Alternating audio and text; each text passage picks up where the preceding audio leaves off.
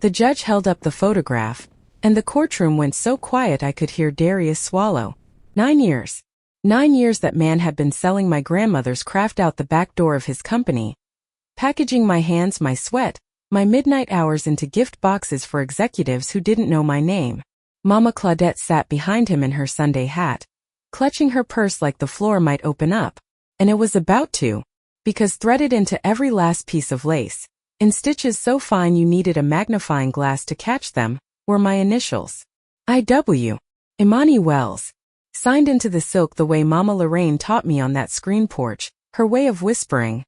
This came from my hands and nobody else's. Darius never thought to look. Lord, he never once thought to look. My pulse was hammering so hard I felt it in my teeth. The wooden chair beneath me had gone slick with sweat and I pressed my palms flat against my thighs to keep them still. 8 months pregnant, ankles swollen past recognition, a dull ache curling through my lower back, and none of it mattered. All that mattered was the look on that man's face. That bronze jaw, always so tight, always so sure, had gone slack. His attorney shuffled papers with the panicked energy of someone who just realized the building was on fire. And Mama Claudette, Lord. She sat in that lavender church hat with the silk ribbon, the one she wore to Easter service every year, and her bottom lip was trembling. She sucked her teeth once, caught herself, and pressed her lips into a line so thin they disappeared.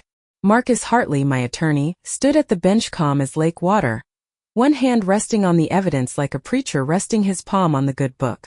He did not need to raise his voice. The photograph spoke loud enough.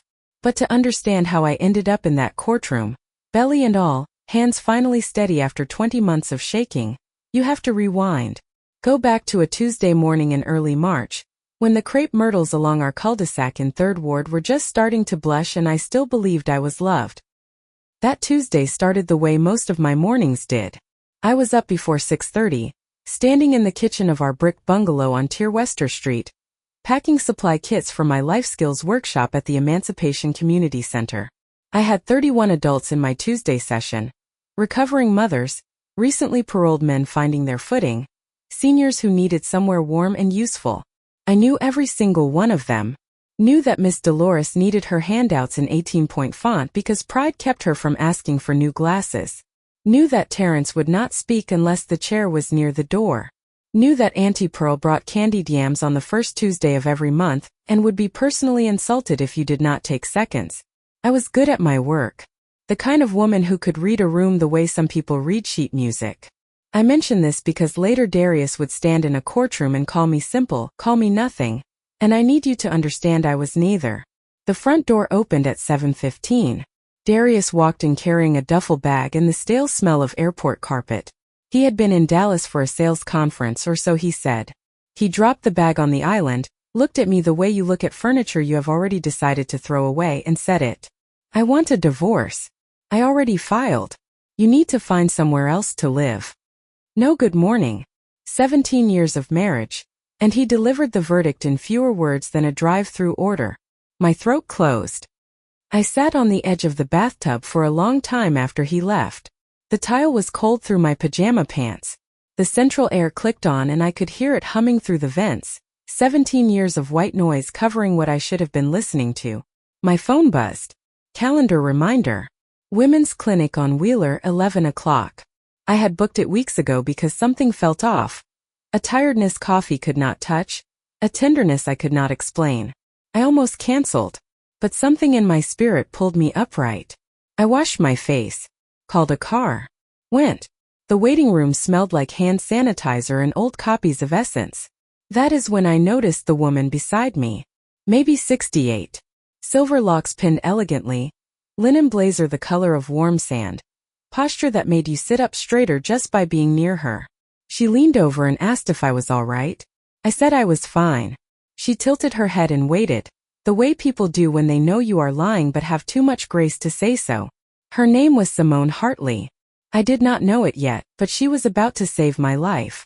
The doctor confirmed what I had not dared to imagine. 22 weeks. I walked back into the waiting room carrying a printout of a tiny spine curled like a question mark. And Simone was still there, sitting in that same chair as if she had known I would need someone on the other side of that door. She saw my face, half wrecked, half radiant, and said, Child, there's a cafe on the bayou that makes the best sweet potato pound cake in Harris County.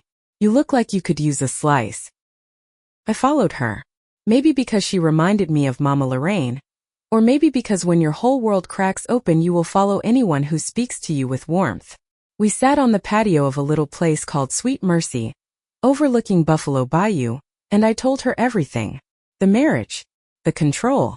How Darius had methodically cut me off from friends, from family, from any opportunity that might put $1 in my hand he did not approve of. How he killed every raise I was offered, then mocked me for earning so little.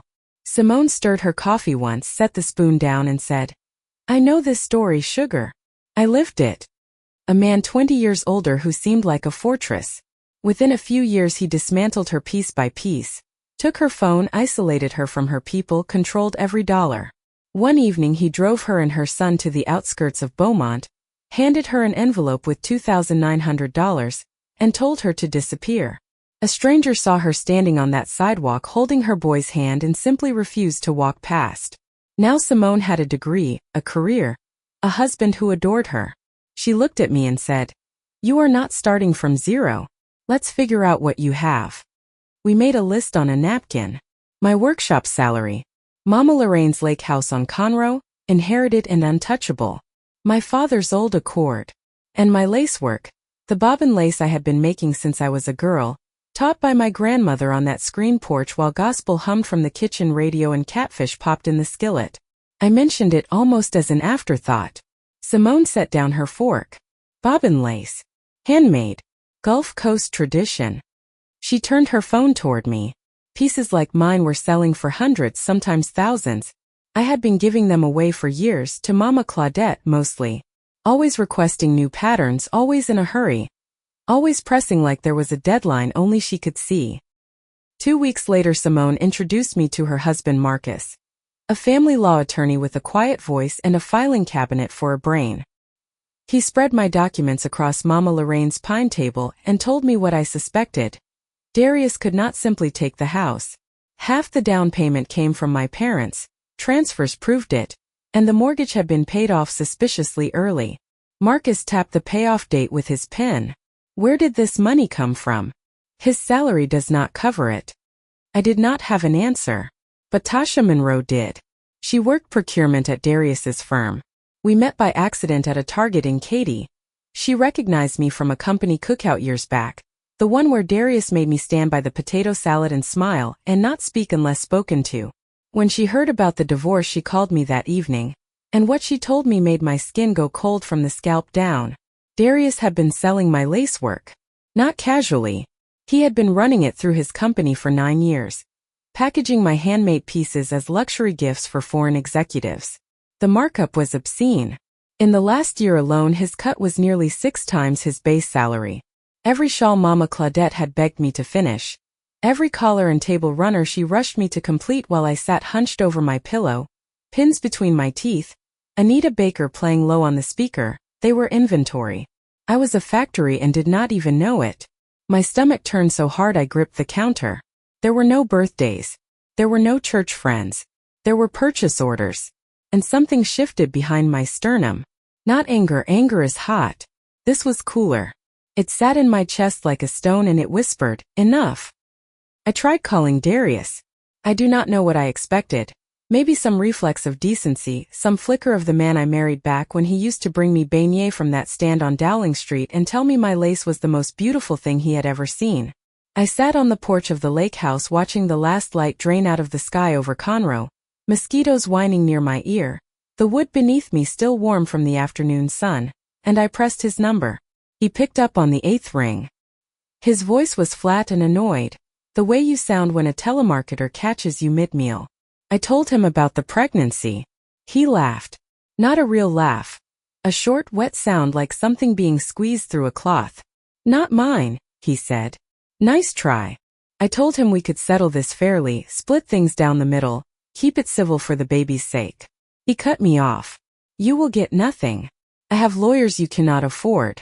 Take your junk to that shack by the lake and leave me alone." Then he called me a word I will not repeat and the line went dead.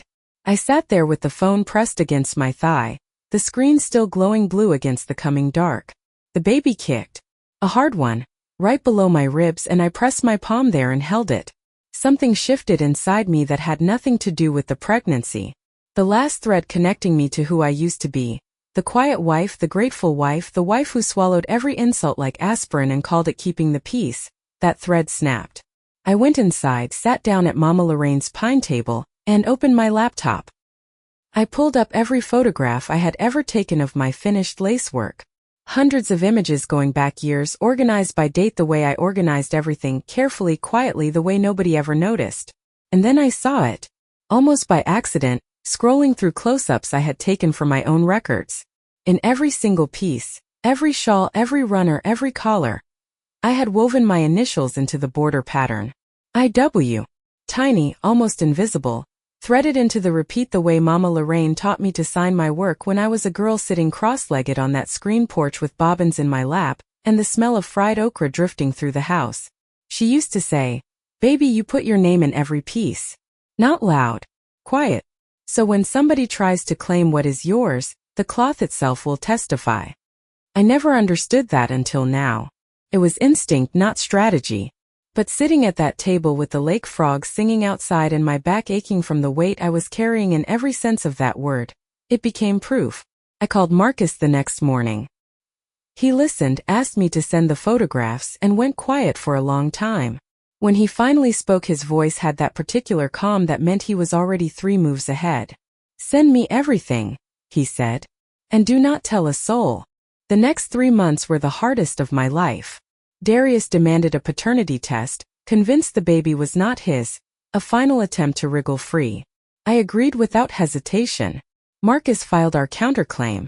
Tasha quietly gathered invoices and delivery receipts from her office, documenting every transaction with the steady hand of a woman who had watched that man take credit long enough. And I kept making lace. Because making lace was the only thing that kept my hands from shaking.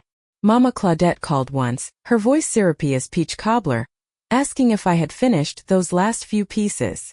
I told her I needed more time. She pressed. She wheedled. She said it was very important, and that I should not let this unpleasantness interfere with my commitments. My commitments.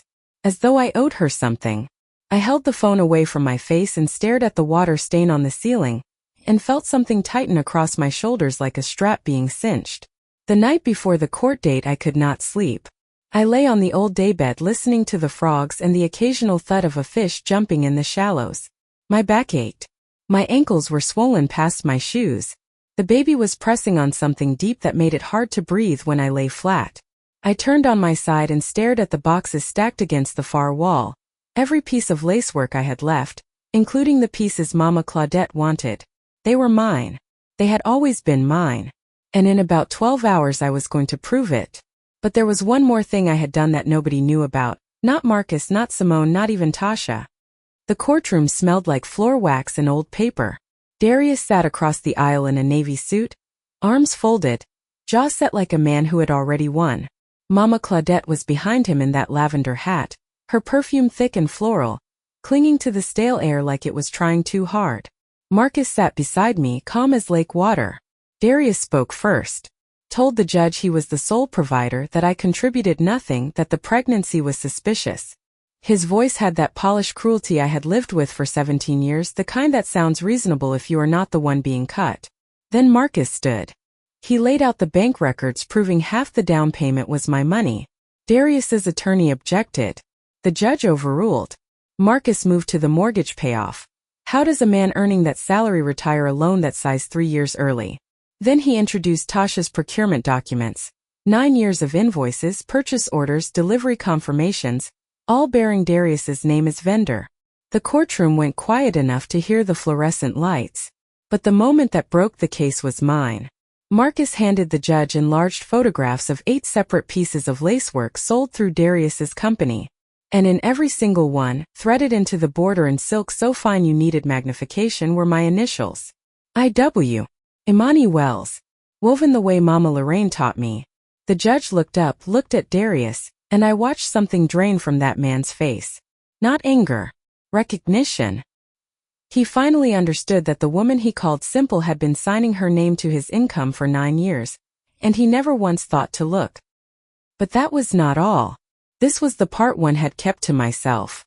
During those 3 months of preparation, while everyone thought I was only making lace and waiting, I had taken Tasha's list of every foreign client who received my work, the names, the companies, the countries, and I wrote to each one personally. Not through a lawyer. On my own stationery, with a photograph of the specific piece they received and a magnified image showing my initials woven into it. I explained in plain, gracious language that the work they had been gifted as a corporate luxury item was my personal craft, sold without my knowledge or consent. I asked nothing. I made no demands. I simply told the truth and let it sit. By the time we walked into that courtroom, 11 executives had already contacted Darius's firm. His boss opened an internal investigation. Darius did not know it, but his position had been terminated the Friday before the hearing. Marcus introduced the termination letter as the final exhibit. The judge denied the recess Darius's attorney begged for. The ruling came swift and clean. 2/3 of the house to me. The lake property mine outright. Full restitution ordered. The paternity test confirmed what I already knew. He was the father. He stared at the document like it had personally insulted him. Weeks later, Darius and Mama Claudette caught charges for breaking into the lake house to steal my remaining inventory. Security cameras caught everything. Mama Claudette tried to set fire to the back porch, but the neighbors, people who had known my grandmother, spotted the smoke and put it out. At the sentencing, Darius's new girlfriend showed up, young, visibly pregnant. When the judge read the sentence, she stood, walked to the aisle, and left without looking back. Darius reached for her from the defendant's table and called her name. She stopped at the door, turned around and laughed. Told him the baby was not his. Then she was gone. That was 5 months ago. I am writing this from the screen porch of the lake house. Mama Lorraine's lace pillows are still on the daybed. The pine table still has a ring stain from Marcus's coffee mug. My daughter was born in September, 8 pounds 7 ounces, a full head of dark hair, and a grip strong enough to make the nurse laugh. I named her Lorraine. I signed a contract with a craft cooperative in New Orleans that sells my lacework to galleries and boutiques across the Gulf Coast. The first check covered 3 months of expenses. The fourth covered 9. Simone comes out to the lake most Sundays. She brings Marcus, and sometimes Tasha drives down from Katy with pastries from that little bakery on Main Street. We sit on this porch and drink coffee and talk about nothing important, and it is the safest I have ever felt. I still make lace in the evenings. I sit in the chair by the window where Mama Lorraine used to sit, and I work the bobbins by lamplight while the baby sleeps, and I weave my initials into every piece. IW. Not because I need to prove anything anymore. Because it is my name and my work, and no one will ever take credit for it again. Thank you so much for listening to this story. I hope it meant something to you. If you enjoyed it, I would love it if you hit subscribe and shared it with someone who might need to hear it today. And if you have ever been through something like this, or something completely different that tested everything you thought you knew about yourself, please tell me about it in the comments. I read every single one. If you would like to rate this story, give it a score from 1 to 10. I am always grateful for your honesty, and I will see you in the next one.